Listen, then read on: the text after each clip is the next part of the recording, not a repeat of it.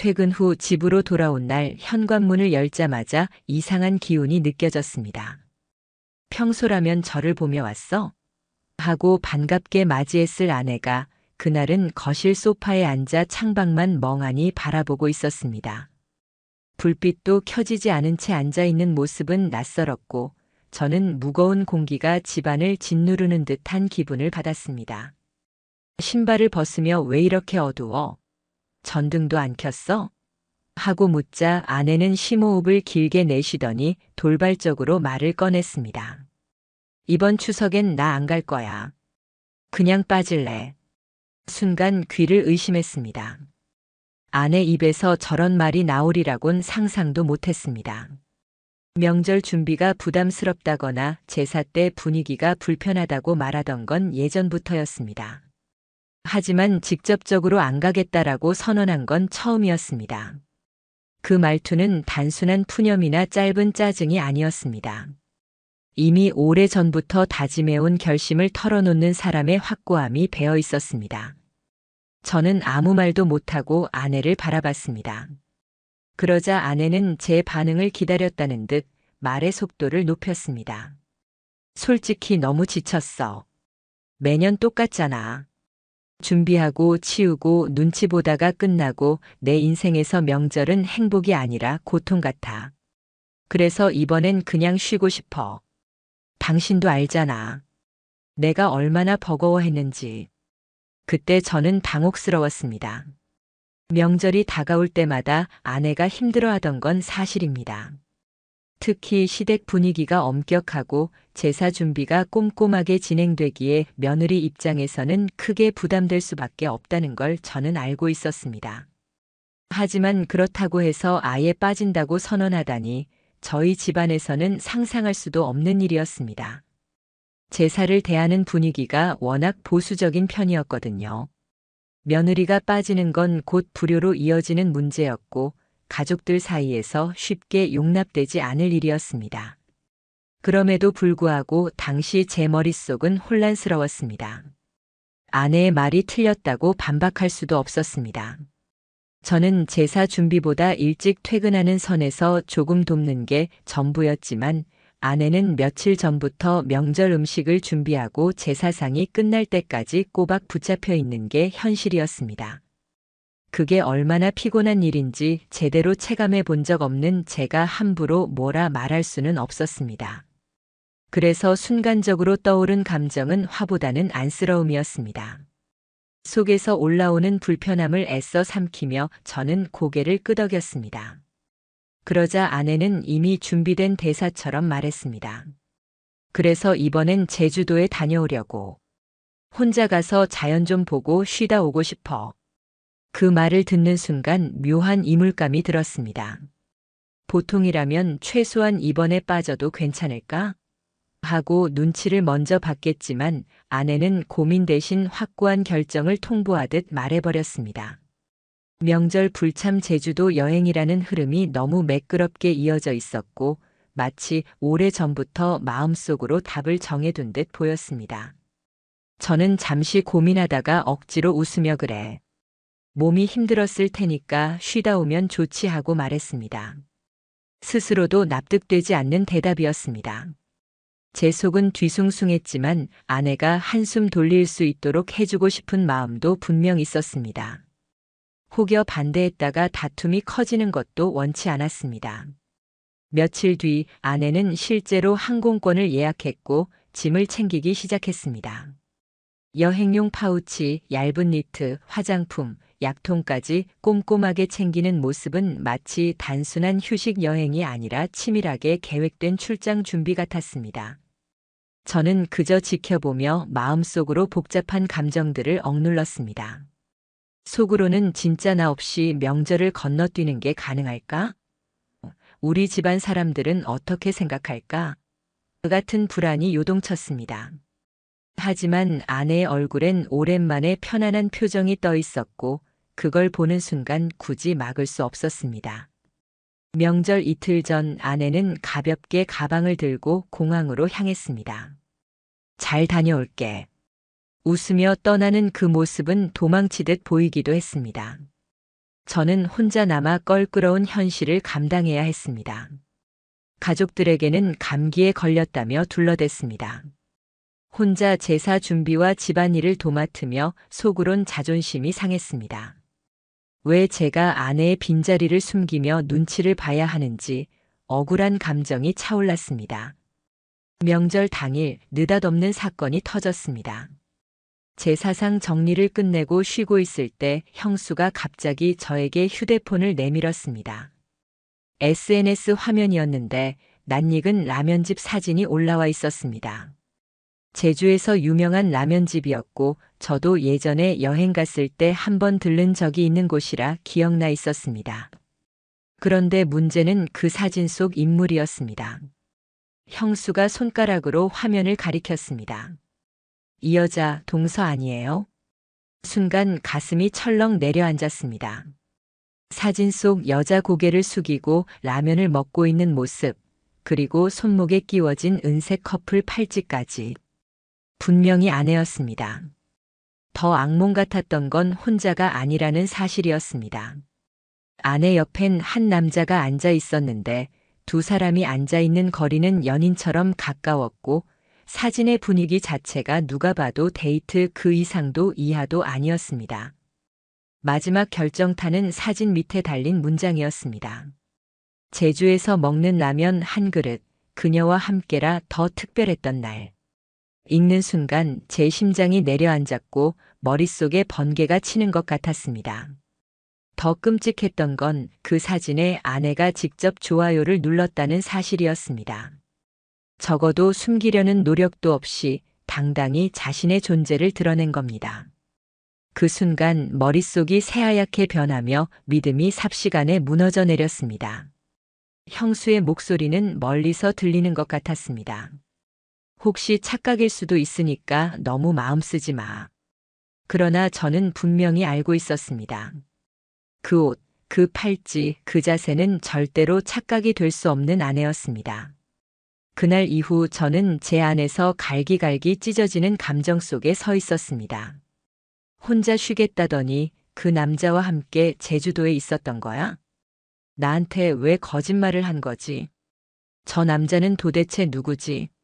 수많은 의문이 들이닥쳤지만 무엇보다 충격이었던 건 아내의 태도였습니다. 최소한 들키지 않으려는 신용조차 하지 않았다는 것. 오히려 행복해 보이는 사진 앞에서 여유 있게 좋아요를 누르고 있었다는 사실이었습니다. 저는 아무 말도 하지 못한 채 자리에 멍하니 앉아 있었습니다. 명절의 무게와 가족의 시선보다 더 큰 충격은 바로 아내의 배신이 제 눈앞에 드러났다는 것이었습니다. 그리고 그 순간 저는 깨달았습니다. 이건 단순한 불참도 그냥 휴식 여행도 아니었다는 걸요. 아내는 명절이라는 울타리를 벗어나 다른 세계에서 다른 사람과 함께 새로운 삶의 조각을 그리고 있었던 겁니다. 그리고 그 한 장의 사진이 제 믿음을 송두리째 무너뜨리며 시작점이 되었습니다. 아내의 사진을 본 이후 제 머릿속은 밤낮 없이 떠들썩했습니다. 그 한 장의 사진이 던져놓은 충격은 단순히 순간적인 분노를 넘어 그동안 제가 무심히 지나쳤던 일상의 퍼즐 조각들을 하나둘 꿰어 맞추게 만들었습니다. 그리고 놀랍게도 그 조각들은 전부 이미 진행되어 왔던 계획된 행동이라는 사실을 드러내고 있었습니다. 생각해보면 아내의 변화는 꽤 오래 전부터 시작된 것이었습니다. 단순히 제사와 집안일에 지쳐 예민해진 게 아니었습니다.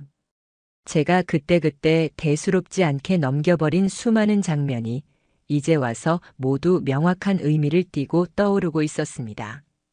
가장 먼저 떠오른 건 휴대폰이었습니다. 예전 아내는 휴대폰을 자유롭게 사용했습니다. 저와 영상을 함께 보거나 친구와의 대화를 보여주며 가벼운 이야기를 나누기도 했습니다. 그런데 어느 순간부터 아내는 휴대폰을 늘 손에서 놓지 않았습니다. 식탁에 앉아 있을 때도 침대에 누웠을 때도 아침에 눈 뜨자마자 가장 먼저 손에 쥔 게 휴대폰이었습니다. 화면을 켜는 각도도 미묘하게 달라졌습니다. 제가 옆에 다가가면 잽싸게 화면을 돌려버리거나 아예 폰을 뒤집어두는 행동을 반복했습니다. 그것은 단순한 무의식적 습관 같지 않았습니다. 분명 뭔가를 숨기려는 행동이었습니다. 그뿐만이 아니었습니다. 언제부턴가 아내는 집안일에서 점점 손을 떼기 시작했습니다. 평소 부지런히 움직이던 사람이었다는 점에서 그 변화는 더 두드러졌습니다. 방에 틀어박혀 하루 가운데 절반 이상을 보내기도 하고 이유 없이 머리가 아프다며 누워있는 날이 많아졌습니다. 그럴 때마다 은은하게 들려오는 통화 소리가 있었습니다. 하지만 아내는 통화 버튼을 누르자마자 방 밖으로 나가버리기 일쑤였고 저는 그저 회사 일 때문인가 보다 하고 넘겨버렸습니다. 사실 그때가 이미 신호였습니다. 그 다음으로 이상했던 건 이유 없는 외출이었습니다. 어느 날 분명 회사 일정이 없다고 말했던 날이었는데 퇴근 후 집 앞에서 아내를 마주치게 되었습니다. 그녀는 택시에서 황급히 내려 누군가와 손을 흔들며 인사를 나누고 있었습니다. 저를 발견하자 약간 당황한 얼굴로 동네 친구야라고 설명했지만 그 남자의 실루엣은 지금 생각해보면 낯익었습니다. 바로 제주 라면집 사진 속 그 남자와 굉장히 닮아 있었습니다. 당시에는 그냥 대수롭지 않게 흘려보냈었죠. 하지만 결국 그 기억이 진실로 이어지는 열쇠가 되었습니다. 그리고 하나 더 떠오른 건 택배함을 드나들던 모습입니다. 명절 전 아내는 거의 매일처럼 집 앞 택배함을 확인했습니다. 저는 장난스럽게 무슨 택배가 그렇게 많아? 나한테도 선물 좀 해줘라고 말했는데 아내는 머쓱하게 웃으며 당신 몰래 준비한 추석 선물이야 라고 얼버무렸습니다. 당시에는 소소한 비밀쯤으로 여겼습니다. 그러나 아내가 제주도로 떠난 이후 집 거실 책장 위에 있던 작은 박스 하나가 감쪽같이 사라졌습니다. 그 안에는 여행용 미니 카메라, 제가 선물했던 폴라로이드 카메라, 화장품 샘플, 비상약 같은 게 들어있었는데 전부 여행에서 기록을 남기는 데 필요한 물건들이었습니다. 그때서야 저는 깨달았습니다. 그 택배가 단순한 추석 선물 따위가 아니었다는 걸요. 마지막으로 강하게 남은 장면은 출발 당일 짐을 싸던 순간이었습니다. 아내의 침대 위에는 얇은 파란색 속옷 포장과 화려한 파우치가 놓여 있었습니다. 저는 스쳐 지나가듯 새로 산 거야? 라고 물었는데 아내는 급히 파우치를 집어 가방 속에 넣으며 응, 여름 제품인데 제주도는 아직 따뜻하잖아 라고 답했습니다. 당시에는 대수롭지 않게 넘어갔지만 그게 사실은 남편에게 보여주지 않으려는 준비물이었던 겁니다. 모든 퍼즐은 거꾸로 맞춰졌습니다. 휴대폰을 손에서 놓지 않던 이유, 일부러 집안일을 피하던 태도, 택시에서 내리며 인사했던 남자, 수상쩍던 택배 상자, 여행 전 새로 산 의류와 파우치. 이 모든 게 결국 하나의 답으로 향하고 있었습니다. 아내는 명절 스트레스만으로 제주도로 도망간 게 아니라 이미 철저하게 계획된 불륜 여행을 준비하고 있었던 것입니다. 명절이라는 핑계는 그저 가장 완벽한 알리바이였을 뿐이었습니다. 사진 한 장이 던진 의심은 이제 확신으로 변해갔습니다. 아내의 행동 하나하나가 모두 복선이었다는 걸 깨닫는 순간 가슴 깊숙한 곳에서 분노가 끓어올랐습니다. 그녀는 단순히 거짓말을 한 게 아니었습니다. 제가 믿고 있던 결혼이라는 틀, 우리 가정이라는 울타리를 계획적으로 깨고 있었던 겁니다. 그 생각이 떠오르는 순간 더는 예전처럼 무심히 지나칠 수가 없었습니다. 머릿속의 진실을 반드시 확인해야 한다는 강박이 도사리기 시작했습니다. 단순히 감정적으로 싸워서는 안 된다고 스스로 다짐했습니다. 만약 제가 이 사실을 바로 들이밀었다면 아내는 분명 약속이나 해명, 얄팍한 변명으로 상황을 덮으려 했을 겁니다. 하지만 저는 더 이상 속고 싶지 않았습니다. 그때부터 저는 아내의 모든 행동을 주시하기 시작했습니다. 어디로 가는지, 누구와 연락하는지, 어떤 흔적을 남기는지.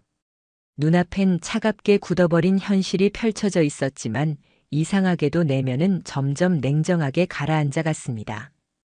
감정보다 이성을 앞세워야 한다고 철저히 준비해야만 진실을 끝까지 파헤칠 수 있다고 생각했기 때문입니다. 아내의 제주도 사진을 본 순간부터 저는 단순한 의심의 단계에 머무를 수가 없었습니다. 한때는 잠깐의 착각이라고 애써 부정하려 했지만 누군가의 손에 잡히는 증거를 확인한 순간 사람은 달라집니다.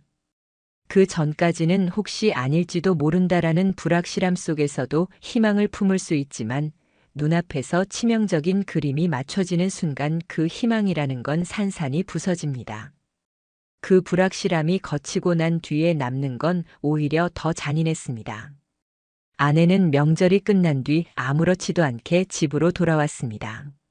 손에 여행 가방을 쥔 채 문을 열고 들어오는 모습은 평소 출근 후 돌아오는 날과 똑같았고 얼굴에는 피곤한 기색 대신 오히려 여유가 묻어났습니다. 웃으며 잘 쉬다 왔어. 공기도 좋고 바람도 좋아서 살 것 같더라라고 말하는데 그 순간 제 심장은 속에서 굉음을 내며 흔들렸습니다. 그날 제 앞에서 웃는 표정은 이미 알고 있는 진실을 더욱 극적으로 대비시키는 거짓의 얼굴이었습니다.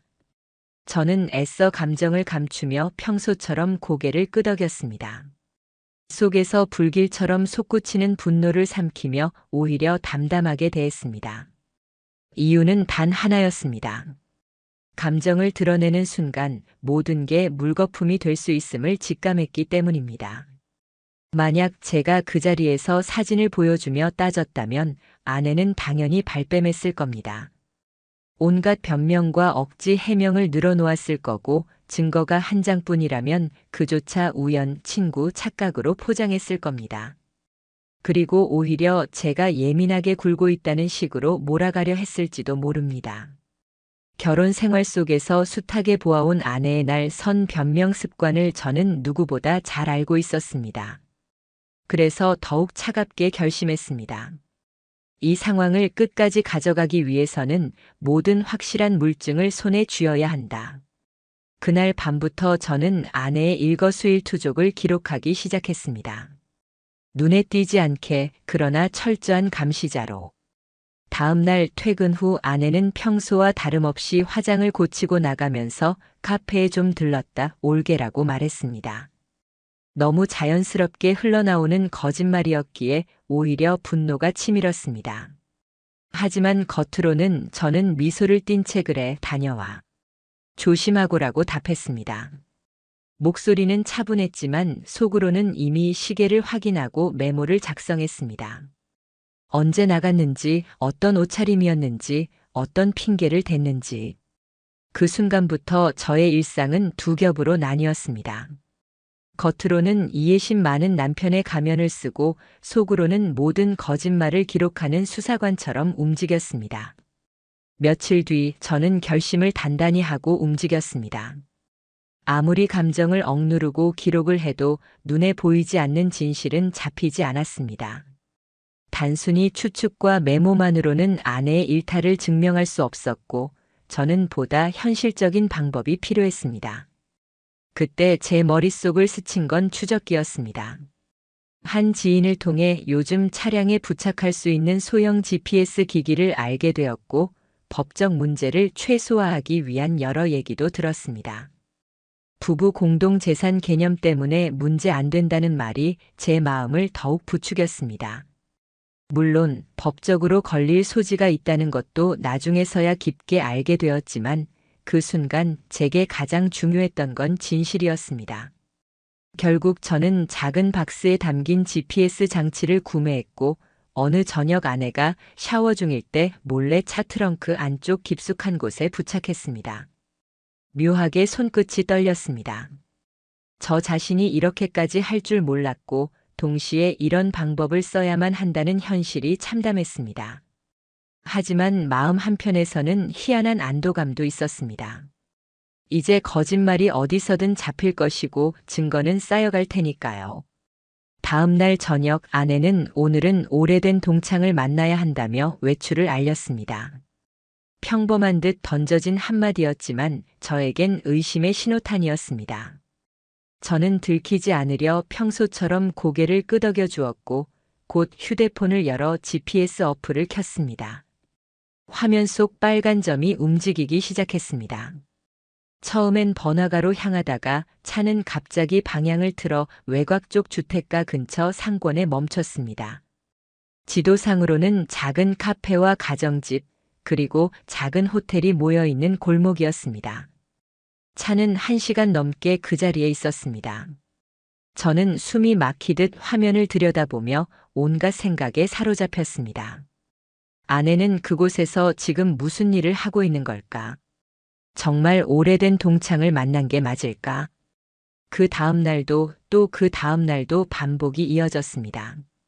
일정한 시간대, 비슷한 구역, 비슷한 정차 위치. 저 혼자만의 상상이 아니라는 증거가 점점 쌓여갔습니다. 그리고 결정적인 단서는 쓰레기 더미에서 나왔습니다. 어느 날 아침 아내가 외출하고 돌아온 뒤 차 안을 살핀 저는 바닥에 구겨진 종이를 발견했습니다. 영수증이었습니다. 그것은 특별한 호텔에서의 결제 내역이었고 체크인과 체크아웃 시간이 아주 구체적으로 찍혀 있었습니다. 그 순간 머릿속이 하얘졌습니다. 단순히 의심만 하던 게 실체를 드러내는 순간이었으니까요. 거기에 더해 다른 영수증은 편의점 결제 내역이었는데 와인과 안주 그리고 커플 전용 스킨케어 세트가 적혀 있었습니다. 혼자 여행을 가거나 스트레스 해소를 위해 구매할 수 있는 물건이 아니었습니다. 그것은 분명 누군가와 함께하기 위한 물건이었습니다. 그 모든 걸 붙잡는 순간 저는 더 이상 머뭇거릴 수 없었습니다. 아, 이제는 확실히 나를 기만하는구나. 하지만 다시 한번 마음을 다잡았습니다. 증거를 쥐고 있는 상태에서도 더 치밀해야 한다는 다짐이었습니다. 호텔 영수증, 편의점 영수증, 차량 이동 경로, 제주도 여행 흔적. 모든 것을 폴더로 정리하기 시작했습니다. 일부는 엑셀 파일을 만들어 날짜별로 배열했습니다. 사진, 시간, 장소, 결제 내역까지 모두 기록했습니다. 제 자신이 마치 한 명의 수사관처럼 변해 있었습니다. 어느 순간 거울에 비친 제 얼굴을 보며 섬뜩하게 느꼈습니다. 이제는 단순히 상처받은 남편이 아니라 냉철하게 움직이는 조사자가 된 것 같았으니까요. 하지만 그렇게라도 하지 않으면 언제든 변명으로 덮일 수 있는 불륜의 망령 앞에서 무너지고 말았겠죠. 며칠 후 아내는 이번 주말에 갑자기 회사 프로젝트가 잡혔다며 늦는다 했습니다. 순간 제 마음은 이미 답을 알고 있었습니다. 그래, 무리하지 말고. 태연이 답했지만 제 눈빛은 차갑게 얼어붙어 있었습니다. 그날 모든 준비는 끝났습니다. 이제는 기록을 넘어 현장을 직접 확인할 차례였습니다. 아내는 금요일 저녁 평소와 다름없는 얼굴로 퇴근했습니다. 하지만 제 눈에는 그날따라 모든 행동이 부자연스럽게 보였습니다. 현관문을 열고 들어오자마자 화장대 앞에 앉아 꼼꼼하게 화장을 다시 하고 머리까지 고데기로 정리했습니다. 평상시엔 회식이나 약속이 아니면 좀처럼 하지 않던 행동이었습니다. 오늘 회사에서 팀장님이랑 미팅이 있어서 늦게 끝날 것 같아. 아내는 아무렇지도 않게 말했습니다. 하지만 저는 그 한마디에 내심 씁쓸한 웃음이 나왔습니다. 회사에서 늦게까지 미팅을 준비하는 사람이 굳이 향수를 진하게 뿌리고 원피스를 갈아입고 머리를 곱게 손질할 이유가 있을까요? 전부 누군가를 만나기 위해 준비하는 모습이었습니다. 저는 감정을 들키지 않으려 했습니다. 오히려 차분한 얼굴로 고개를 끄덕이며 말했습니다. 그래. 무리하지 말고 천천히 와. 그 말을 던지는 순간 제 속에서 비수 같은 감정이 치밀어 올랐습니다. 제 말의 숨은 의미를 아내는 전혀 눈치채지 못했습니다. 순간 잠시 멈칫하더니 이내 익숙한 듯 고개를 끄덕이고 집을 나섰습니다. 문이 닫히자마자 집안에 정적이 흘렀습니다. 그 침묵 속에서 저는 천천히 준비했던 가방을 들었습니다. 작은 캠코더, 휴대폰, 보조 배터리, 차량 블랙박스와 연동되는 저장 장치까지. 손끝이 떨렸습니다. 지금 하려는 일이 단순한 감시가 아니라 가정을 무너뜨린 진실을 직접 마주하는 순간임을 너무나 잘 알고 있었기 때문이었습니다. 밤 9시 무렵 저는 이미 아내의 차량 GPS 신호를 따라 서울 시내 특정 구역으로 향하고 있었습니다. 지도상의 붉은 점은 호텔 밀집 지역에 찍혀 있었고 그 호텔 이름은 며칠 전 발견했던 영수증에 적힌 곳과 일치했습니다. 도착하니 좁은 골목과 작은 호텔 건물들이 늘어서 있었습니다. 화려하지도 그렇다고 허술하지도 않은 딱 은밀한 만남이 숨을 수 있는 공간이었습니다. 주차장 구석에 하얀 SUV 한 대가 눈에 띄었습니다. 번호판을 확인한 순간 심장이 멎는 듯 했습니다. 아내의 차량이었습니다. 저는 핸들을 붙잡은 채 깊게 숨을 내쉬었습니다. 차 안에 앉아 있자니 온몸이 긴장으로 굳어버리는 느낌이었습니다. 지금 호텔 안에는 아내가 있을 겁니다. 그녀 혼자가 아니라 그 남자와 함께. 그 사실을 온전히 받아들이느냐 아니면 여전히 의심일 뿐이라며 회피하느냐. 제 안에서 마지막 대답이 갈라지고 있었습니다. 하지만 시간이 흐르면서 머리보다 가슴이 먼저 반응했습니다. 두 손을 떨며 캠코더를 켜고 준비했습니다. 전부 기록해야만 했습니다. 감정이 증거가 되어주지는 않습니다. 눈으로 본 모든 것은 순간의 폭발로 끝날 수 있지만 사진과 영상은 지워지지 않고 남을 겁니다. 밤은 깊어갔고 11시를 넘어가던 무렵 호텔 자동문이 미끄러지듯 열렸습니다. 두 사람이 나왔습니다. 그 순간 제가 보게 된 장면은 제 심장을 갈기갈기 찢어 놓았습니다. 한 사람은 제 아내였습니다. 그리고 그녀 옆에는 낯선 남자가 있었습니다. 아내와 나란히 걷는 그의 손에는 캐리어가 들려 있었습니다. 더욱 충격적이었던 건 아내가 그 남자의 팔에 손을 올리고 있는 모습이었습니다. 마치 오래전부터 함께한 연인처럼 익숙하고 자연스러웠습니다. 그런 모습은 단 한 번도 제 옆에선 보여주지 않았던 제스처였습니다. 그들의 표정은 평온했습니다. 불안도 긴장도 찾아볼 수 없었습니다.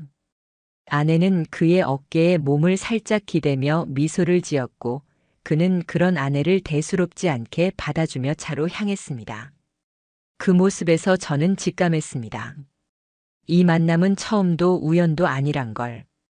이미 수없이 반복되어 온 일이었음을 몸서리치게 느낄 수 있었습니다. 저는 차 안에서 몸이 굳은 채로 그 장면을 지켜봤습니다. 뛰쳐나가고 싶은 충동이 온몸을 덮쳤습니다. 하지만 꾹 참았습니다. 지금 감정에 휘둘려서야 모든 게 헛수고가 됩니다. 대신 카메라 줌을 당겨 연속으로 촬영했습니다.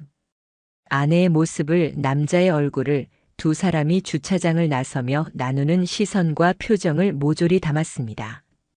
그들이 차량에 올랐고 곧 어둠 속으로 사라졌습니다. 남겨진 건 공허한 주차장과 제 카메라에 남은 영상 파일뿐이었습니다. 텅 빈 공간에 홀로 남으니 숨이 가빠졌습니다.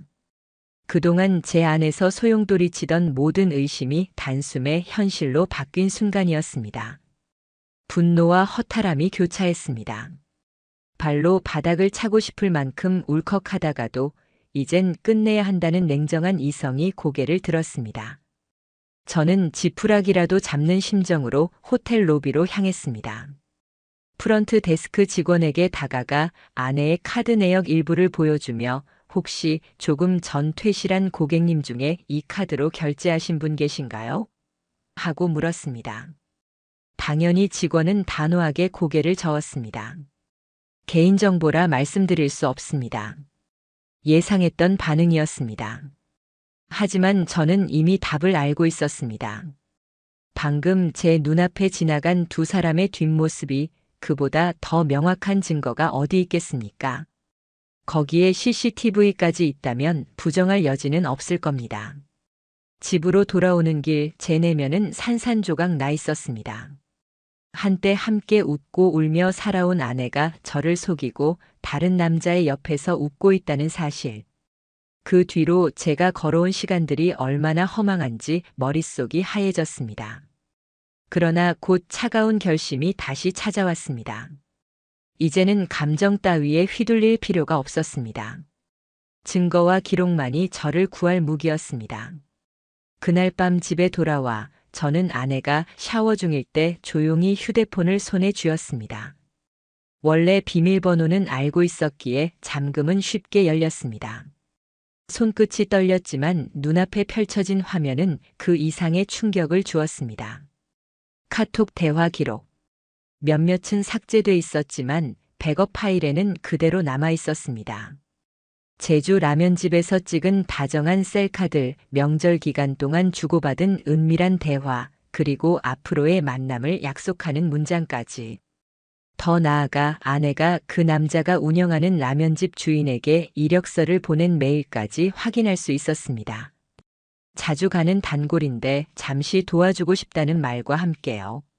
모든 것이 하나의 그림으로 이어졌습니다. 아내는 단순히 명절 스트레스 때문에 도망친 게 아니라 애초에 그와 함께 제주에서 살아보기 위해 치밀하게 준비한 것이었습니다. 단순한 일탈이 아니라 이미 제2의 삶을 꾸리려 했던 것이었죠. 휴대폰 갤러리 속에는 둘의 셀카가 다수 남아 있었고 제주에서 함께 찍은 풍경샷, 숙소 사진, 심지어 서로 턱을 괴고 웃으며 찍은 사진까지 있었습니다. 저는 손에서 휴대폰을 내려놓고 한참 동안 공허하게 앉아 있었습니다. 이제 더 이상 혹시나라는 여지는 없었습니다. 모든 게 무너진 순간이었죠. 하지만 동시에 저는 이상하게도 울지도 소리치지도 않았습니다. 이미 분노는 한 바퀴 돌아 차갑게 굳어 있었고 오히려 철저한 계획의 냉기만이 자리 잡고 있었습니다. 그날 이후 저는 모든 자료를 정리했습니다. 라면집 인스타그램 사진 캡처, 호텔 CCTV, 카톡 대화, 영수증, GPS 데이터, 아내의 메일까지. 전부 날짜별로 배열했고 메모와 함께 보관했습니다. 더는 피해자로 머물지 않기 위해 이것은 제가 선택한 유일한 무기였습니다. 그리고 결심했습니다. 다음 만남 현장, 그 순간을 반드시 직접 두 눈으로 확인하고 끝내겠다고. 아내의 추악한 얼굴을 직접 보고 모든 증거를 손에 쥔 순간부터 저는 감정을 자르는 칼날 같은 냉정함 속으로 빠져들어갔습니다.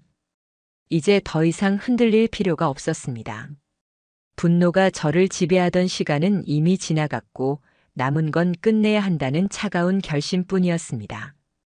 집으로 돌아온 아내는 여전히 익숙한 거짓말의 가면을 쓰고 있었습니다. 늦은 밤 문을 열고 들어오며 피곤하다, 힘들었다는 말만 반복했습니다. 하지만 그 얼굴에는 땀에 젖은 피로 대신 은은한 향수 냄새와 화장의 흔적이 남아 있었습니다. 저는 속으로 씁쓸하게 웃고 말았습니다. 거짓말은 이렇게 뻔뻔할 수 있다는 걸 결혼 생활 10년이 넘어 처음 깨달은 순간이었습니다. 아내가 씻고 침대에 누운 뒤 저는 조용히 거실에서 밤을 지샜습니다. 이제 이 상황을 더 끌고 갈 필요가 없었습니다. 하지만 무작정 터뜨리는 건 제게 불리했습니다. 법적으로 그리고 사회적으로 흔들림 없는 결과를 가져오기 위해서는 체계가 필요했습니다. 다음 날 아침 저는 곧장 변호사 사무실을 찾았습니다. 상담 테이블에 앉아 모든 자료를 꺼내놓는 순간 변호사의 얼굴은 굳어졌습니다. 이 정도 증거라면 상대방이 빠져나갈 구멍은 없습니다. 그 한마디가 제 심장을 잠시나마 안정시켰습니다. 저는 이미 준비해둔 파일을 변호사 앞에 펼쳐 보였습니다. 날짜별로 정리된 GPS 이동 기록, 호텔 영수증, 편의점 구매 내역, 아내와 상간남 여행 사진, 카톡 대화, 그리고 인스타그램 리뷰까지. 변호사는 하나씩 확인하며 고개를 끄덕였습니다. 상간남 소송과 이혼 소송을 동시에 진행하실 수 있습니다. 문제는 아내의 대응인데 이 정도면 발뺌은 어려울 겁니다. 저는 조용히 고개를 끄덕였습니다. 감정은 배제하려 했습니다. 지금 이 자리에서 울거나 분노를 터뜨릴 이유가 없었습니다.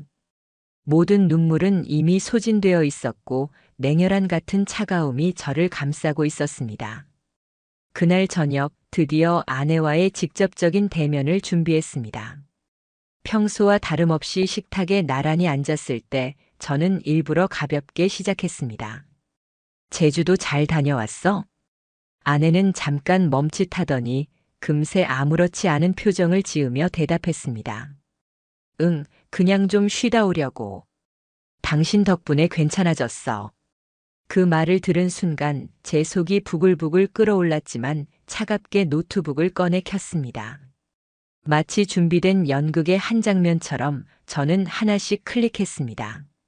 라면집에서 두 사람이 찍힌 사진, 호텔 CCTV 캡처, 아내의 휴대폰에서 복구한 셀카 그리고 카톡 대화창.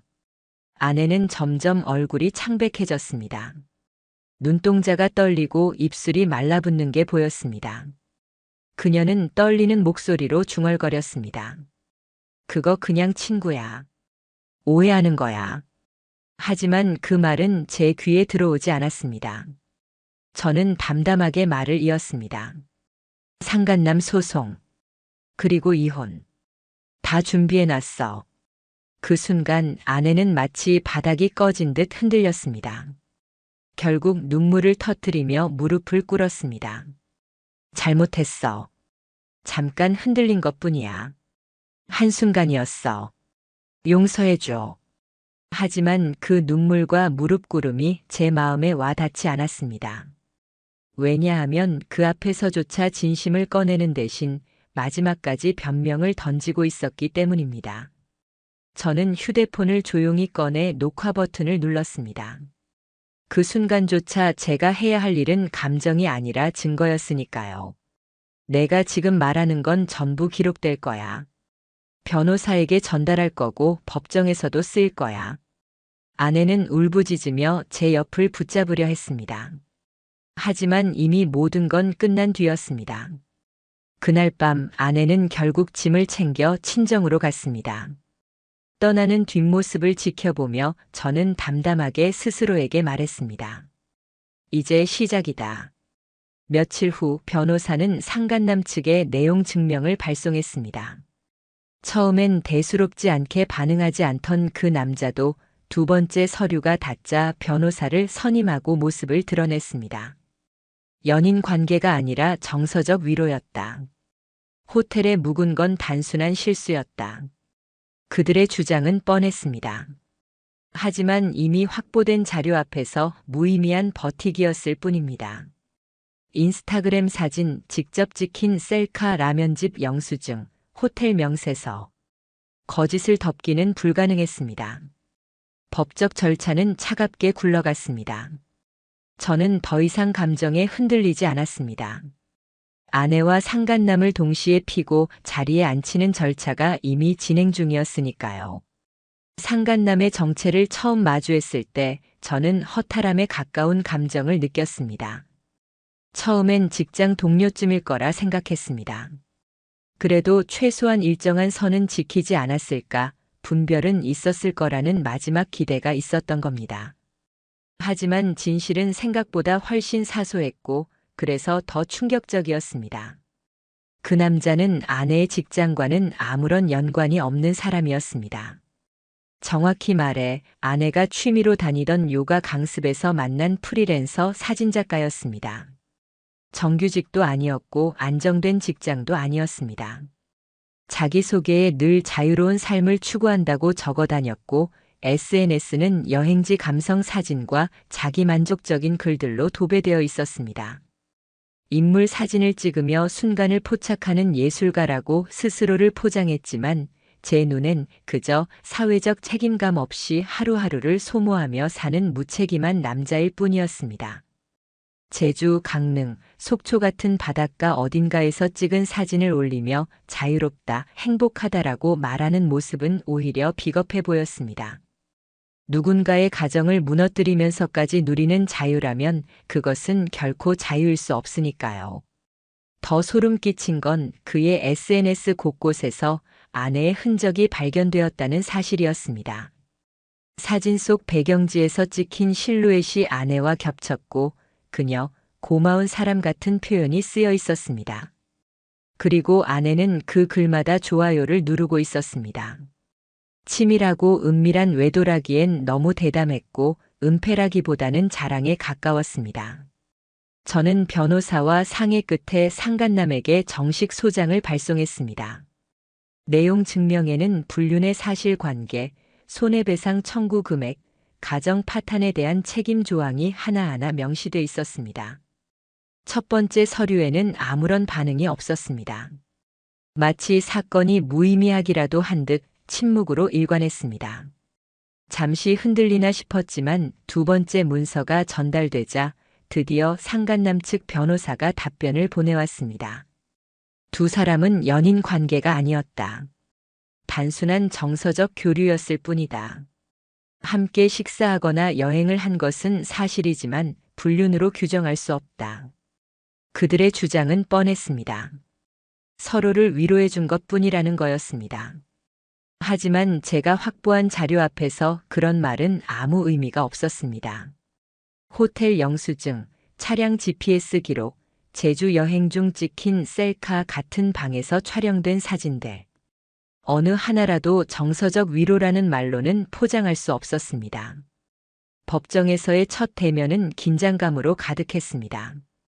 저는 원고로 앉았고 피고석엔 아내와 상간남이 나란히 앉아 있었습니다. 아내는 고개를 떨군 채 단 한 번도 제 시선을 마주하지 않았습니다. 반대로 상간남은 억울하다는 듯 뻔뻔하게 고개를 젖히며 판사 앞에 섰습니다. 저는 그녀와 연인 관계가 아닙니다. 다만 힘들어하는 마음을 위로했을 뿐입니다. 그의 태도는 끝까지 저를 자극했습니다. 하지만 곧 제 변호사가 준비한 자료들이 하나둘 겟이 화면에 띄워졌습니다. 라면집 사진, 호텔 CCTV 캡처, 아내의 카톡 대화, 그리고 편의점에서 구매한 커플 세트 영수증까지. 재판부는 아무런 변명도 통하지 않는다는 듯 묵묵히 고개를 끄덕였습니다. 결국 상간남의 태도는 오히려 법정에서 자신에게 불리하게 작용했습니다. 그는 반성은커녕 오히려 억울하다고 소리쳤고 SNS를 계속 운영하며 그 안에서조차 아내의 흔적을 남기고 있었습니다. 제 변호사는 그 모든 SNS 기록을 캡처해 제출했습니다. 글 속에는 사랑, 고마움 같은 단어가 명확하게 등장했고 함께한 여행지의 사진이 증거로 남아 있었습니다. 법원은 이를 명백한 부정행위로 판단했습니다. 상간남 소송에서 2천만 원 손해배상 판결이 내려졌습니다. 판결문이 낭독되던 순간 상간남의 얼굴은 그제서야 굳어졌습니다.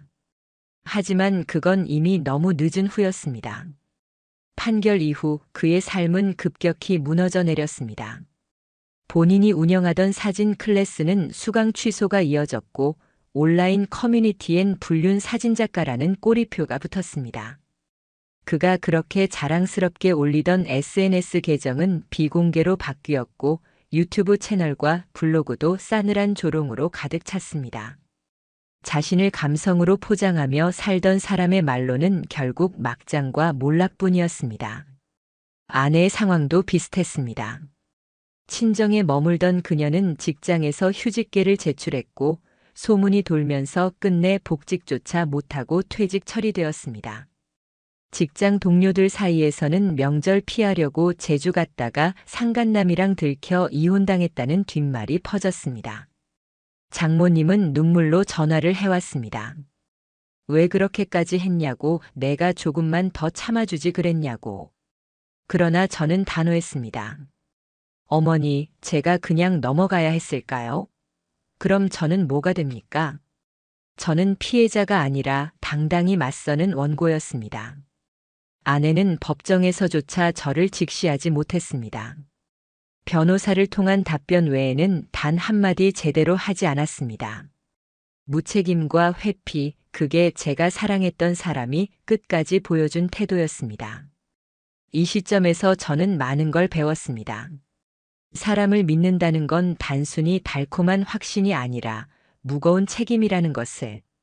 그리고 그 믿음이 무너졌을 때는 감정이 아니라 법과 증거가 유일한 무기가 된다는 것을요. 상간남은 추락했고 아내는 모든 걸 잃었습니다. 사회적, 법적 결과는 명확했습니다. 그러나 제 감정은 복잡했습니다. 고소하다기보다는 단순히 공정한 결말이라는 생각이 들 뿐이었습니다. 법정에서 판결문이 낭독되던 순간 제 심장은 잔잔히 떨렸습니다. 이미 예측했던 결말이었지만 막상 재판부의 목소리로 그 단어들을 듣는 순간 모든 감정이 차오르는 걸 막을 수는 없었습니다. 피고의 부정행위는 명백히 인정된다. 이에 원고의 청구를 받아들여 이혼을 선고하며 위자료 및 손해배상 청구를 인용한다.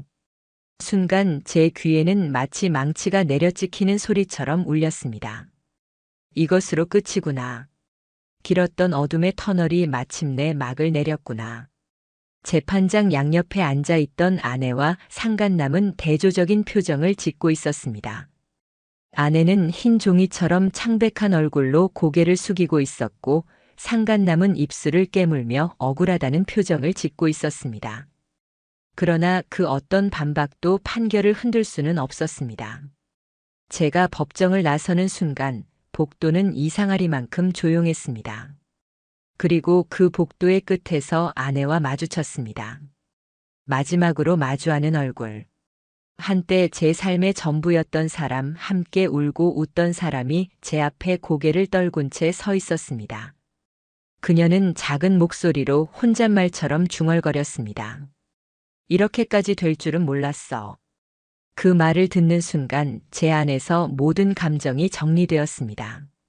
지금의 상황은 누구도 예상 못한 비극이 아니었습니다. 스스로 선택한 행동의 결과였고 그 책임을 외면한 자가 맞이한 너무도 당연한 결말이었습니다. 저는 담담히 그녀를 바라볼 뿐이었습니다. 돌아서는 순간 제 뒷모습 뒤로 아내의 흐느낌이 들려왔습니다. 하지만 저는 멈추지 않았습니다. 그 눈물은 더 이상 제게 닿지 않았습니다. 아내는 결국 직장에서 완전히 퇴직 처리되었습니다. 긴 휴직 끝에 퍼진 소문은 삽시간에 현실이 되어 돌아왔습니다. 주변 동료들 사이에서는 이미 그녀의 사생활 이야기가 퍼졌습니다. 제사 피하려고 제주도 갔다가 불륜 들통나서 이혼당했다더라. 상간남이랑 호텔 사진까지 법원에 나왔대. 그 말들은 칼날처럼 아내를 찔렀습니다. 사회는 생각보다 좁고 입은 생각보다 가볍습니다. 상간남 역시 예외는 아니었습니다. 감성 사진작가라 불리며 SNS에서 팔로워들을 모아 강습도 하고 소규모 클래스도 운영하던 그의 이름은 이제 불륜 작가라는 낙인으로 불렸습니다. 몇몇 커뮤니티에선 그의 실명과 사진이 돌아다녔고 수강 신청자들은 줄줄이 취소해버렸습니다. 유튜브 채널은 비공개로 돌려졌고 블로그의 흔적도 하나둘 삭제됐습니다. 그러나 이미 남겨진 캡처와 기록으로 그의 이미지는 무너진 뒤였습니다.